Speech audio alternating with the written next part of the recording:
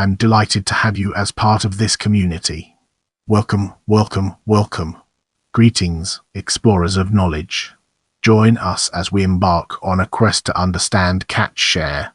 Catch share is a fishery management system that allocates a secure privilege to harvest a specific area or percentage of a fishery's total catch to individuals, communities, or associations. Examples of catch shares are individual transferable quota-icks, individual fishing quota-icks, territorial use rights for fishing turfs, limited access privileges (LAPs), sectors also known as cooperatives, and dedicated access privileges (DAPs). Catch shares provide long-term secure privileges to participants and, in theory, an incentive for efficient, sustainable use of fish stocks. Actual outcomes in terms of efficiency and ecological sustainability are varied, based on design and implementation of the program. Catch share programs generally fall into two categories. Quota-based programs, like ITQs, establish a fishery-wide catch limit, assign portions or shares of the catch to participants and hold participants directly accountable to stay within the catch limit. Area-based programs, like turfs, allocate a secure, exclusive area to participants and include appropriate controls on fishing mortality that ensure long-term sustainability of the stock. A combination of both quota and area-based approaches has also been used. In the upcoming section, we'll be shining a light on background. The term catch share has taken root recently, but similar management systems providing secure and exclusive access to fishery resources have been in use for many years. Community-based management in Japan's nearshore fisheries dates back to feudal times, and modern individually allocated catch share programs were first implemented by the state of Wisconsin in the early years for important fish stocks in the Great Lakes. Also, Iceland and the Netherlands implemented catch shares for important stocks in the late years. The use of catch share programs worldwide has been expanding since the earliest implementations in the years. Some countries, such as Iceland, New Zealand, and Australia, have made catch share programs the default management system. The United States has implemented the vast majority of its catch share programs in the 21st century. In 2010, catch shares were implemented in the United States Northeast multispecies fishery and in the United States Atlantic sea scallop fishery. In 2011, a catch share program was implemented in the Pacific Coast Groundfish Limited entry trawl fishery, which includes fishermen from the states of Washington, Oregon, and California. Worldwide, there are nearly 200 catch share programs used in 40 countries to manage a wide variety of marine and freshwater species including finfish, sharks and crustaceans. Catch shares are used in developing and industrialized nations, artisanal and industrial fleets, and in high and low value fisheries. In the upcoming section, we'll be dissecting theory and exploring its implications in greater detail. Fisheries have historically been treated as a common property resource. The dangers of managing fisheries as a common property resource were included in the development of modern theory of fishery economics, first introduced in 1954 by H. Scott Gordon.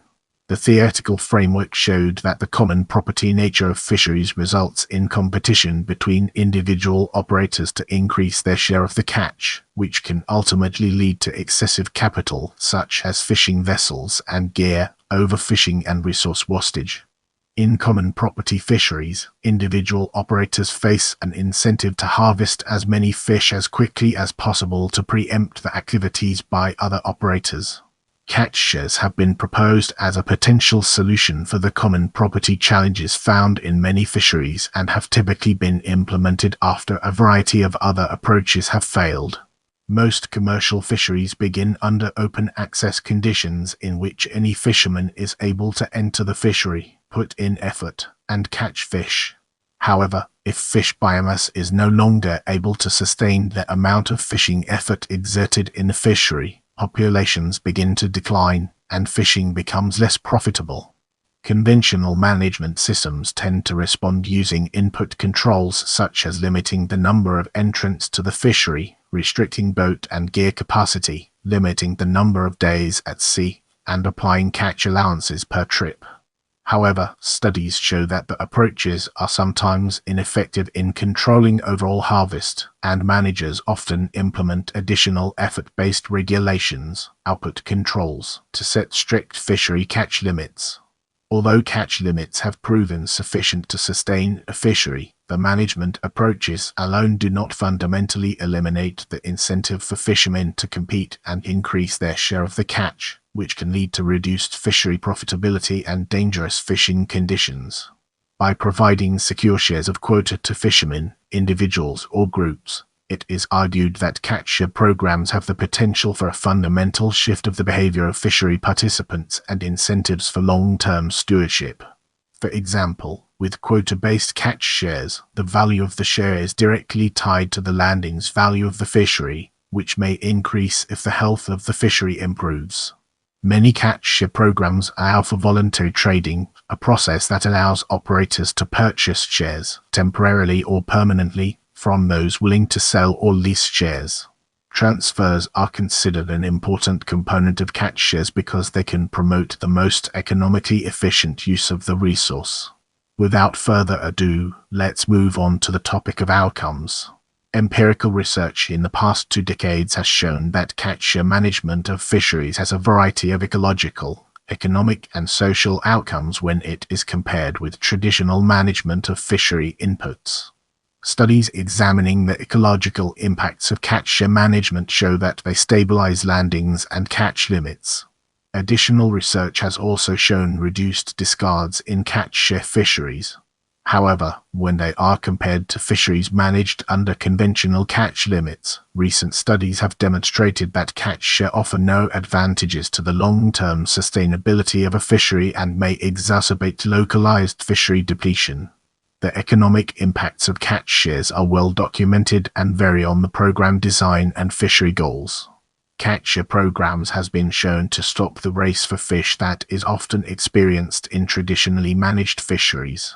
With improved certainty, catch shares have also extended season lengths by providing operators with a longer time period to harvest and the ability to coordinate fishing trips based on market conditions. Empirical evidence has shown that fisheries become more profitable as the costs of fishing are reduced and dockside prices for products increase. Many catch share programs are designed to reduce overcapitalization and active fishing vessels for a transition from many temporary fishing jobs to fewer but more stable full-time jobs. Get ready for an exciting exploration as we unravel the mysteries of criticism. Changes resulting from a transition to catch shares often improve the economics of the active participants in the fishery, but in some cases, they are considered undesirable from a community or welfare economics perspective. In specific programs, critiques largely focus on trade-offs, which commonly involve changes in fleet capacity, employment, and aggregation of shares in the fishery. Reduction in fleet capacity is frequently cited as a negative outcome of catch shares, but such a reduction may be listed as explicit fishery goal. Catch share fisheries can result in greater capitalization of the fishing fleet when the capital required to purchase shares is included. At the same time, catch share programs may experience a change in the structure of employment, transforming from many part-time jobs paid as a share of landings value to fewer full-time positions paid by wages. As a result of capacity reduction and employment shifts, programs can result in a reduction in the number of fishery participants. For example, the Bering Sea crab catch share program in the United States experienced a significant reduction in the number of participants and part-time jobs and is currently operated by fewer full-time positions. Although fishing jobs are longer because of the lengthening of the fishing season, the percentage of total landings value that is paid to employees in this fishery has decreased substantially. As a result, it is argued that the trade-offs associated with certain catch share programs include increased unemployment, economic contraction of coastal communities, and economic losses to businesses and communities that rely on the fishing fleet. Although a number of catch share programs do include financing options for small businesses and new entrants, some fishing communities, academics, journalists, and non-profit organizations have claimed that catches serve as a mechanism for the consolidation of fishing rights, often by corporations with better financing capacity than independent fishermen. New institutions are being developed to improve communities' access to shares, allow new entrants into the fishery, and keep quota within the community. They include the development and use of permit banks, community license banks, and community fishing associations. Programs design features, including concentration caps, owner-on-board regulations, and trading restrictions, can be used to help alleviate potential unwanted social outcomes. However, it is argued the measures have only mitigated, not prevented, the undesirable social and economic outcomes that accompany catch-share programs. Critics have claimed that proliferation of catch-share management is reflective of the increasingly strong link between the government and the private sector, and that the programs are typically the result of special interest influence over legislation. I love interacting with my viewers, so leave me a comment and I'll do my best to respond.